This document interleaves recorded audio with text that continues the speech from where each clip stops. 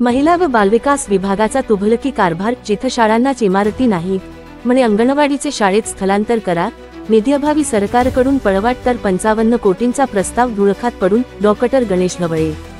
ज्या अंगणवाडी केंद्रांना स्वतःची इमारत उपलब्ध नाही, अशी अंगणवाडी केंद्रे नजीकच्या जिल्हा परिषदेच्या शाळांमध्ये स्थलांतरित करण्याबाबत महिला व बालविकास विभागाने दिनांक 2 जुलै रोजी अध्यादेश काढला आहे.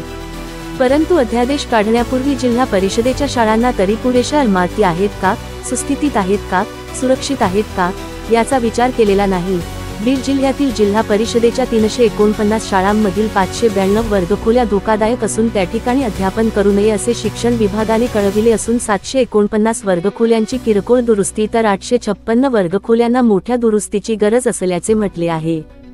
जिल्हा परिषदेच्या मोडकळीस आलेल्या वर्गखोल्या तर काही ठिकाणी झाडाखाली, समाज मंदिर, चावडीत बसून शिक्षण घेत आहेत.